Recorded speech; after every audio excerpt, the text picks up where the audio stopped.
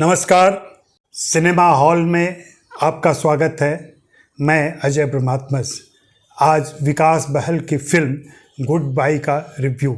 यह फिल्म आज ही थिएटर में लगी है। बात आगे करूं इसके पहले मैं चाहूँगा कि आप सिनेमा हॉल को सब्सक्राइब कर लें अगर अभी तक आपने नहीं किया है तो, और buy me a coffee link पर जाकर मेरे लिए कॉफ़ी खरीदें। पिछले दिनों एक मित्र ने बताया कि बाय मी ए कॉफ़ी की प्राइसिंग थोड़ी ज़्यादा है, तो अभी मैंने वह प्राइसिंग घटा दी है। अब आप सिर्फ $1 में मेरे लिए कॉफ़ी खरीद सकते हैं। पहले यह $2 का था। फिल्म रिव्यू करने के पहले एक शोक संवेदना। इस फिल्म के कलाकार, अग्रज कलाकार अरुण बाली का आज ही निधन हुआ है। कैसा संयोग है कि उनकी फिल्म गुड बाय आज ही रिलीज़ भी हो रही है।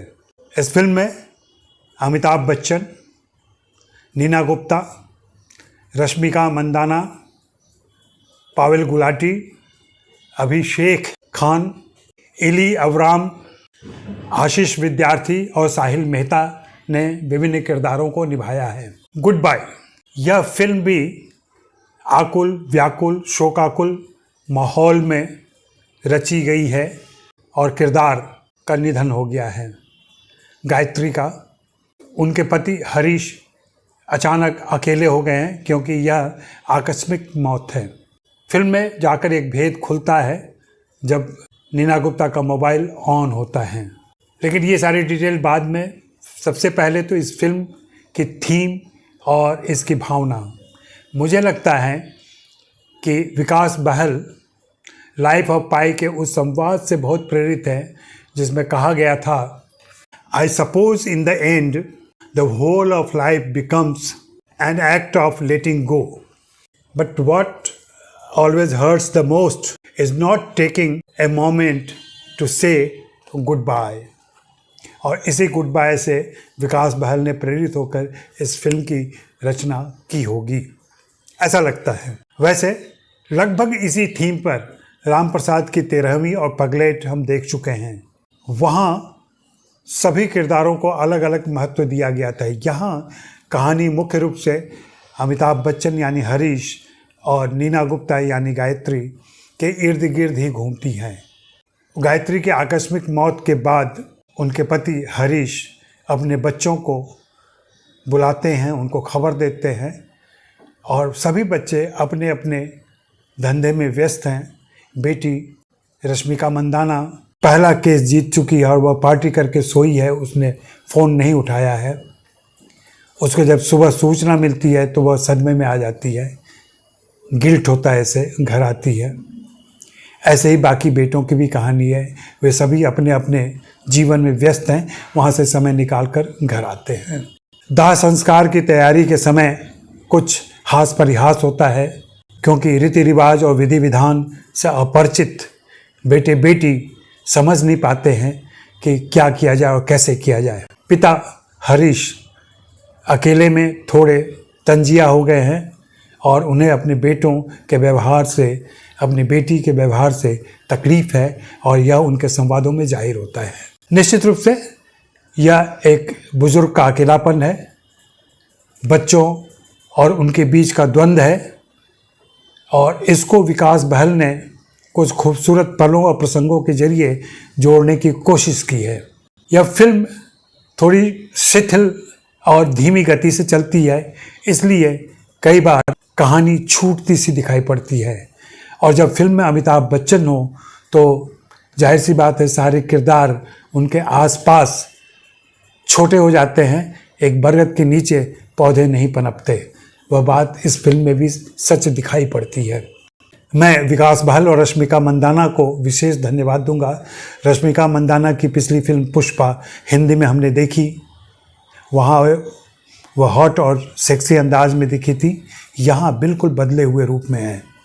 हाँ, फिल्म देखते हुए यह महसूस हुआ कि संवादों को लेकर उन्हें थोड़ी दिक्कत है और चूँकि यह फिल्म पंजाबी परिवार का है इसलिए उनके उच्चारण में दोष ज़्यादा नज़र आता है। बाकी कलाकारों में पावेल गुलाटी, साहिल मेहता और अभिषेक खान ने अपने किरदारों को अच्छी तरह निभाया है। अली अब्राम भी अच्छी लगती हैं। फिल्म में जो किरदार उपस्थित नहीं है, अपनी गैरहाजिरी से वो मौजूदगी जाहिर करती है, वह है नीना गुप्ता। नीना गुप्ता को बहुत कम दृश्य मिले हैं, लेकिन उन दृश्यों में ही वह लुभाती हैं, वही जोड़ कर रखते हैं शायद इस परिवार को। और उनकी अचानक मौत ने परिवार को बिखेर दिया है। पिता से सभी बच्चों का तनावपूर्ण संबंध है और यह उन दोनों पक्षों के संवादों में बार बार नज़र आता है। फिल्म हल्की फुल्की है, अगर फुर्सत मिले आप तो जाकर देख सकते हैं। कोई जल्दबाजी नहीं है कि आज ही जाकर थिएटर में आप देखें, लेकिन यह है कि फिल्म देखते हुए अपने जीवन के आसपास की सच्चाइयाँ दिखेंगी। अमिताभ बच्चन के बात व्यवहार और संवादों में हर युवा को अपने पिता और कोई बुजुर्ग रिश्तेदार दिखेंगे। आशीष विद्यार्थी के किरदार में ऐसे पड़ोसी दिखेंगे जो हर परिवार के आसपास होते हैं, जो निस्वार्थ भाव से हस्तक्षेप करते हैं। यह फिल्म भारतीय किस्म की है, लेकिन इसकी भावना पूरी भारतीय नहीं है। कहीं ना कहीं आधुनिक समाज के द्वंद्व और दुविधा को इस फिल्म में लाने की कोशिश की गई है, जहां ध्येय तक विकास बहल बहुत सफाई से नहीं पहुंच सके हैं। यह इस फिल्म का कमज़ोर पक्ष है। फिल्म का गीत संगीत भी कमज़ोर है, और ख़ासकर आखिरी गीत की कोई ज़रूरत नहीं थी, जो महाकाल का गाना है।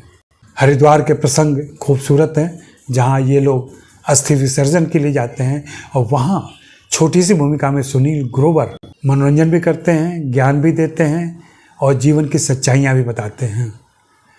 मुझे लगता है सुनील ग्रोवर को और भी काम मिलना चाहिए। वह इतना सधा हुआ कलाकार है जो किसी भी भूमिका को बहुत संपन्न कर देता है। तो इतनी ही बात।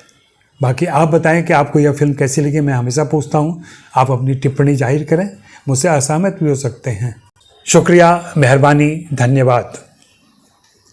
देखते रहें सिनेमा हॉल।